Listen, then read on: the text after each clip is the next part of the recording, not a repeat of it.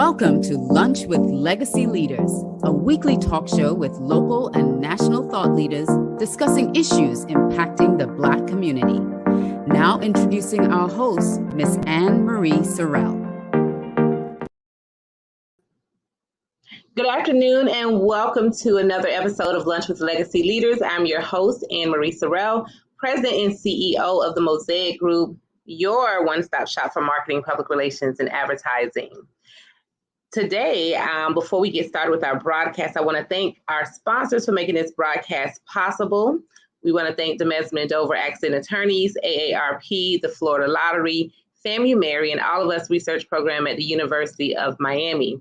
Today, I'm joined by, she is very known to many, but one of the experts and thought leaders in her industry. I'm joined by Ms. Gail Birks, who is the CEO of CMA Enterprises, and we're going to be discussing the Miami-Dade Economic Advocacy Trust launch of Transform 305 listening tour to get community feedback for the disparity study. Welcome, Gail. Thank you. Thank you so much, Anne-Marie, for having me. It's a pleasure. It is a pleasure. So for those who don't know you, Ms. Birks, I am just going to give a brief overview of your background because I think they should know this expertise that you bring and the brilliance that you bring to the business community and our community as a whole. Ms. Birks has over 35 years of professional and entrepreneurial experience. She is a nationally recognized consultant and trainer with extensive experience in managing organizational and cultural transformation teams and engagements throughout business and industry. She has also served nearly 25 years as an independent corporate board of director. Ms. Birks is a formally trained and certified leader of Six Sigma Master Belt, Black Belt, and provides certification services and project coaching for candidates from white belt to master Black Belt. She is a formally trained mediator and uses this skill when facilitating sessions in leadership and unconscious bias for her clients. Ms. Birks has an executive MBA in business administration and strategic management, as well as other degrees and certifications. She's also an authorized practitioner with DISC, personal assessment. So again, a vast about yourself, Ms. Birks. Can you tell us about, first of all, what we're going to be discussing today, but first the organization, MDEAT, which is Miami-Dade Economic Advocacy Trust. What exactly is MDEAT for those who may not know? What do they do? And what is your role with MDEAT? Well, MDEAT is, I guess you could say, the second generation of advocacy for the underserved areas in the Black and Black diaspora communities. They evolved originally out of the organization, many who've been around a while, known as MAP, Metro Miami Action Plan. With MAP sunset, then out of the ashes came MDEAT, the Miami-Dade Economic Advocacy Trust.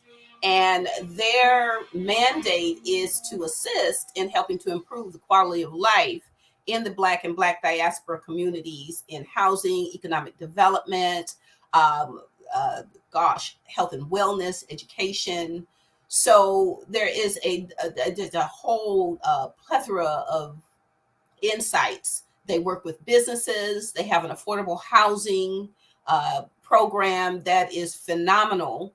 And, you know, one of the things that I think this is great that we're talking today is that the rebranding of MDEAT is just essential, letting people know that one, they're still here, and two, the relevancy of the communication and advocacy that they are doing out here. Wow, that's good. I didn't realize that MDEAT covers such a broad span, especially as regards to economic development. Now, you're launching, or MDEAT is launching, Transform 305, which is I'm assuming a part of the disparity study, but can you tell us what Transform 305 is, what this disparity study is? I sure can. First and foremost, CMA Enterprise has been engaged by MDEAT to assist them in facilitating the various aspects of Transformation 305. And that's what we're calling the disparity study, because we are looking to help build in and facilitate the transformation of these communities that they have been tasked with assisting, which is approximately 11 to 12 underserved communities here in Miami-Dade County. And what we are doing at this point, we are stepping out into the community. The consulting firm, along in partnership with MDEAT, is stepping out into the community to listen. We want to hear what is going on, what hasn't happened, what needs to happen, and we're really looking for solutions. The agency is tasked every 10 years with conducting the disparity study. And basically, it's in alignment with the census outcomes. And we want to make sure that we look at the impact, and hopefully the impact is going in a favorable way for the communities that they serve and the individuals, businesses, and all interested parties that sit within these TUAs, targeted urban areas that are affected by their share of the economic pie here in Miami-Dade County. And so we began on April 4th, and we are continuing to do countywide listening tours around the county. Our next one is going to be on the 15th of April in South Dade County. And I'm excited about that one because it's going to incorporate a youth summit where our youth will be able to come in and literally speak to us about what their concerns are, what their needs, their wants, their desires are. And this is going to help us to work with MD to set that tone and blueprint for improving quality of life in these areas that we are sitting down with and hearing from the people. It's been a very dynamic and powerful journey thus far. So I'm curious, just snapshot, if you are able to disclose, what are some of the things that you are hearing from people so far? We're hearing that the resources are insufficient to service the community. People want to be able to have the opportunities to get employed, be employed, and understanding the resources that are there for them, the dollars that come into the county. It seems that projects for improvement are being done everywhere but where they live. And they really want to be able to, number one, be a part of the improvements that come, but also understand, well, what are those allocations that have been given but assigned to their communities? And we're also hearing, which kind of breaks your heart, not kind of, it does break your heart, that people are being forced out of their homes, apartments, because they can no longer afford to live there. And that people who once had a place to live are either now living in their cars or under bridges or on the street. And we're talking about seniors. And that was a conversation that was prominent the other night. Or property management companies that are coming in and really treating the people badly simply because they perceive them to be less than. And we can assure you that the people that live in whatever the housing is are no different than anybody else. And they want to be treated with the respect and courtesy that everybody else deserves and or gets if they're in another part of town. So there were some, there were some real dire comments and commentaries. So those are the kind of advocacy issues that can truly be integrated into the conversation that is going to come out of this disparity study. Got you. No, that's good feedback to know. So for You say the next one is, how many more? I know you say the next one is April 15th. That is how many, do you have others after that one that's coming up? We do. We are planning 7 listening tours throughout Miami-Dade County. Okay. And we have one on the 22nd. Well, I'm sorry, I misspoke on that. We have one on the 25th, which will be in Miami Gardens, scheduled for the North Miami. I'm misreading. I'm sorry. I have my glasses on too. The 25th is going to be in North Miami, and it's going to be at the North Miami Library. And then we have May 4th, which will be the Miami Gardens at the Betty T. Ferguson Center. We've got another one coming up on the 11th of May, which will be in Coconut Grove. And we're finalizing that location as we speak. We have another one coming up in Homestead, and we're finalizing that detail that will hopefully be near the end of May. And we have another one on May 6th that we're finalizing that will again be in that Little Haiti, North Miami area. So we are, and we're trying to make sure we cover the entire county, all of the areas, or from a regional perspective so that people can get to it. We want to make sure that you understand we're coming to you. We're not going to make you come downtown unless that is where you live.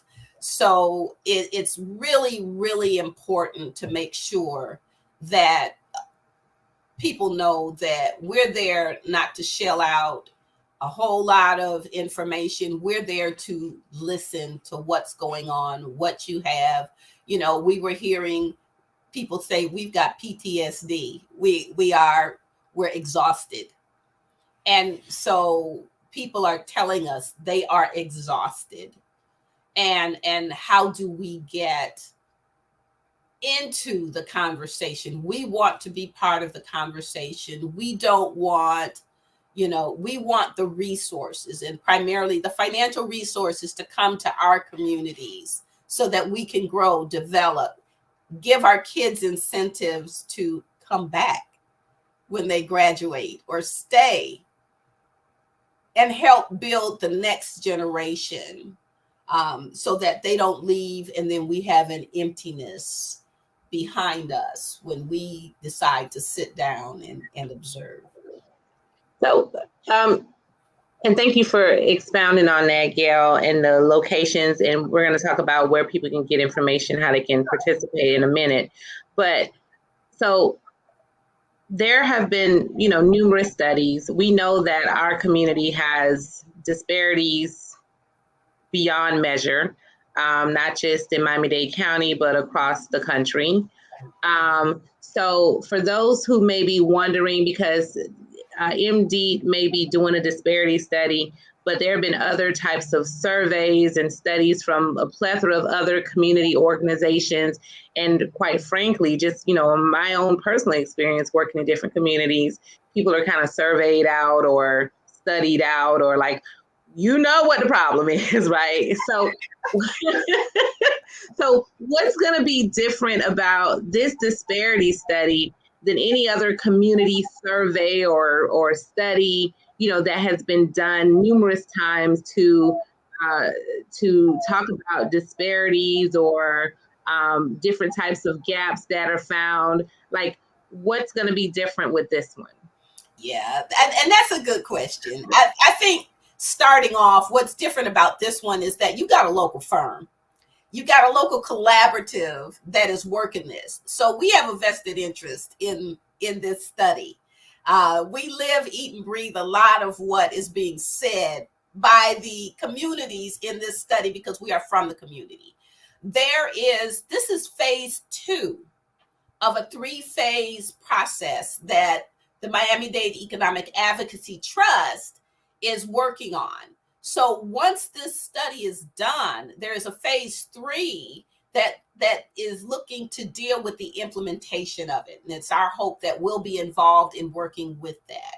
One of the other things that we are doing in this study is that we are identifying community partners for the agency to link in with, which is where that resources piece comes from.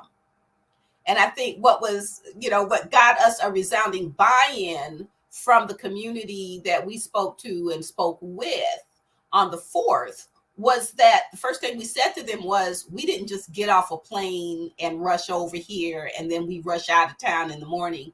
We wake up to the same environment that you do tomorrow morning because we live here. And I think that's making a huge difference because the passion is going to be different and the outcome of what we generate for the agency. And I think that's what's going to be different. It's going to be more proactive. We're looking to hear solutions because it's like you said, we already know what the problem is. We already know what the issues are. There's a two-sided piece that we're also seeing. There are the issues from the external piece, but then there's the personal ownership that we're looking and talking to the community about taking so that we can bring everything together in the middle. We've got to have both sides owning the process of building that quality of life, whether it's for your business or whether it's individually. It's got to happen both ways. It's a two-sided street. Thank you. And so with the study itself, for someone who may be listening and they want to participate, or they may have a group or their neighbors or whomever that they want to encourage to participate. So let me backtrack. Who should participate in the study, right? Who do you want to participate in this study? And in these listening tours that you're having, because yes, you're bringing them to 7, plus locations, but who do you want to actually show up? What information what should they expect to provide as far as information or input to you all? Wow. I'll give you a real short answer. Who do I want to participate? Everybody. Everybody. Whether you are young, whether you are a senior, if you're disabled and you can get there, we want you there. We want homeowners. We want renters. We want business owners, new, emerging, seasoned. We need everyone there. We're talking and we're looking at the economic development. We're looking at community development and human services. If you're dealing in these communities with immigration issues, we want to hear that. We've even added, and we're looking at, the youth. That's important for us because we're failing our youth. And we're looking at the LGBTQ plus. We've got our researchers on our team looking into that, and we're reaching out in some of the other areas that we need to stop pushing under the rug and bring it out into the forefront that impact the communities. We're looking at affordable housing. We're looking at criminal justice. So as you can see, and I probably missed somebody's checklist. We're looking at health and wellness in our communities. So we are truly touching the universal aspect of disparity. If you heard anything that I have said and it touches you, please come out. We're looking at employment here in Miami-Dade County for our Black and Black diaspora residents. Entrepreneurship, the percentages of procurement for Black businesses is dismal. So why is that? How can we improve that? We need to hear, what are you being told in your debriefs if you didn't get an opportunity? We need to be able to take that back and incorporate that in. So as you can see, we're living and we're touching it all. We are not holding back, and we're asking people, when you come with these issues, come to these sessions with your solutions. We want to hear it all because we're not claiming to know it all. Absolutely. That's a lot to cover. How long are these sessions? These sessions are an hour and a half. And And I'm here to tell you, they're an hour and a half plus the meeting after the meeting, and then the meeting before the meeting. So you might they're like a couple hours, but they are impactful to all of us, and the education, and we are taking copious notes. You know, I've got 2 people up front, and then we've got 2-3 people in the back writing. Everybody's writing, but we are listening. We are here to listen.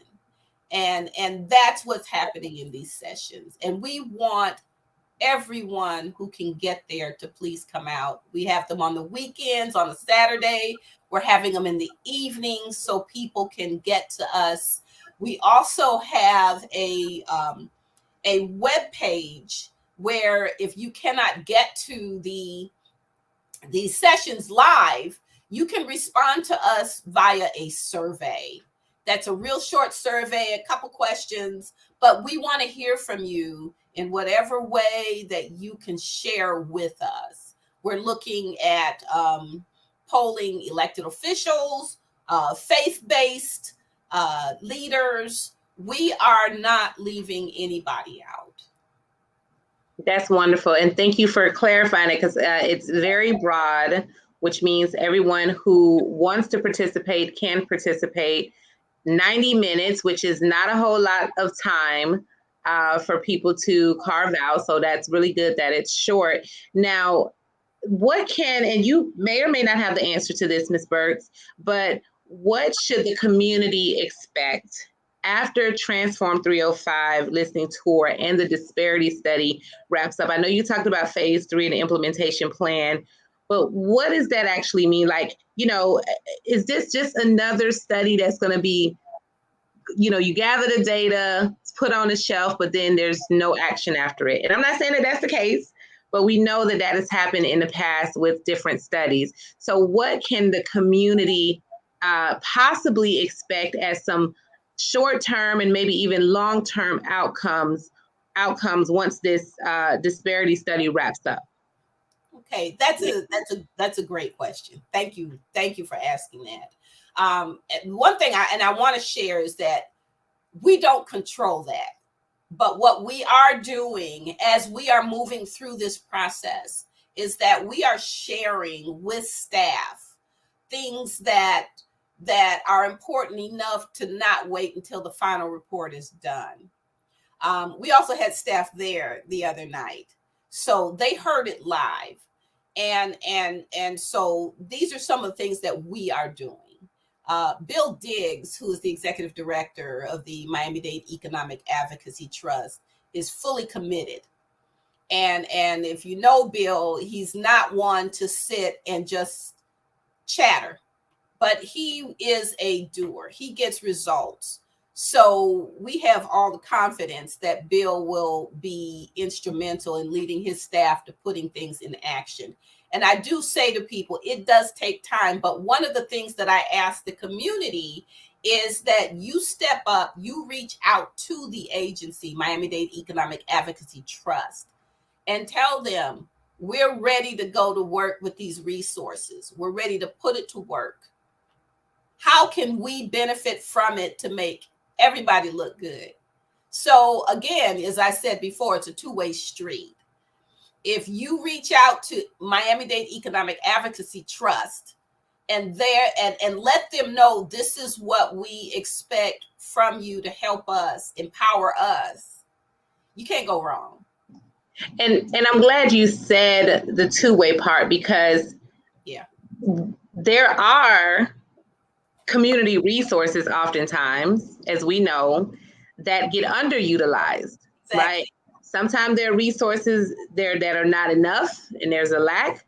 But I know many of times, especially with clients that we represent in the community, that there are resources that often get underutilized because of many factors, right? Maybe it's accessibility, knowing that they exist, or people being intimidated by the process, whatever that may be. So I'm glad you said that, you know, people also have to come to the resources and access them and get them, especially when they are made available to them. So thank you for that. And as you elaborate on that, can you tell us how to find out more? What's the website that they can, get the dates to RSVP for the listening tour and the locations, or participate in the survey, or just reach out to MDEAT for any existing programs and resources that they may have? That is what I was like, I know she's going to ask me that. Reach out to MD, 305-375-5661 is their main number. Zachary Rinkins is the public information officer there. And even if you're not speaking to him directly, I'm sure that whomever you speak to, they're going to have information on the transformation tour. You can also go to their webpage.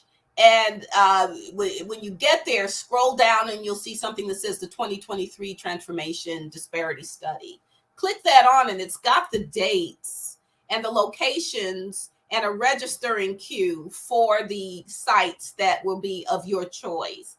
So please, please, please, the window is of opportunity is getting smaller and smaller. So we've got to make sure that we can either you can help us break the glass and expand that windowsill to keep that fresh air coming in for the communities. But you can't stay silent. We need the voices to come out and share with us, however you decide to share. And that's what we need. But go to the web page, the landing page for MDEAT, and then scroll down and click on the 2022 transformation icon. That will give you the information that you need. Absolutely. And we just dropped for anyone who is looking for the main website, we just dropped awesome. a link into the chat. And I'm also going to drop another link that's going to take you directly to the listening tour page with the schedule. So for those who are tuned in, or if you come back later, you can look at the chat and get those links ready for you. And what's that phone number again, Ms. Birks? Yes, 305-375-5661. Okay. So knowledge is power. You have given all the knowledge. I just gave you what I had. I don't know if it's all of it, but I gave you what I had. And I do thank you and appreciate this. This is so important for the Black community of Miami-Dade County, regardless of where you live or what you do, to keep your voice heard. So this disparity study is more than just getting information for the targeted urban areas. This really incorporates the entire Black community of Miami-Dade County. Absolutely. And it's reflective of the Black communities across the country. Absolutely. Well, Ms. Birks, is there anything else you'd like to let our audience know before we wrap up? No, I think I've given you everything else. Please reach out to Miami-Dade Economic Advocacy Trust and come out to the listening tours. I think that's the one thing I can leave you all with today. Absolutely. And for those who may, again, have just tuned in, the phone number is in the comments, as well as the link to the main page for MDEAT, as well as the link to the listening tours schedule and location. Please, this is an opportunity to let your voice be heard. I'm a proponent of saying if you're not at the table that's prepared for you to speak up and express yourself and express your concerns and express your needs, then you cannot complain at the end of the day because you did not show up. Showing up is half the battle, guys. Get this information so that way these organizations such as MDEAT can make impactful decisions and bring the resources to the community that we all know our communities need. So please get the listing tour schedule. If you're in Miami-Dade County, show up, give your input, as well as take the survey that's online if you're not available to show up. Ms. Birks, stay with me for a moment. Let me just make a few quick announcements. We want to thank our sponsors again. Thank our sponsors again, Demesma and Dover Accident Attorneys, AARP, the Florida Lottery, FAMU Mary and All of Us Research Program at the University of Miami. Please join us for the 17th Annual Legacy Power Gala, which is going to be on May 13th, and we're honoring South Florida's most influential and powerful Black business professionals. You don't want to miss this gala. It's going to be amazing. Tickets are only $200, and it includes networking, food, dancing, fun, and just connecting with all these powerful leaders. And the deadline to purchase your ticket is April 28th, and you can purchase your ticket online at miamediagroup.com, and that's miamediagrp.com. Of course, we want to invite you to watch all of our shows. There's something for everyone. On Mondays, we have The Business of Black Business at 1 p.m. with Jay Reynolds. Tuesday, My Money, Your Money at 7 p.m. with Bridgette Lumpkins. Wednesday, Soul, where we're covering entertainment and culture with none other than Nikki Jellin at 7 p.m. Thursdays, yours truly, Lunch with Legacy Leaders at noon, and followed by South Florida's #1 chef, in my opinion, Chef Irie, who's covering what to eat in South Florida at 7 p.m. And we can't forget about your health, because health is wealth. So check out Black Health Fridays at 2 p.m. with Dr. Michelle Kerwin. And as always, be sure to subscribe to all of our channels, follow us, as well as share this video, because there's always impactful information that can benefit someone else in the community. Thank you again for joining us, Ms. Birks. Thank you for having me. You're welcome. And thank you everyone for tuning in, and we'll see you again next Thursday at noon.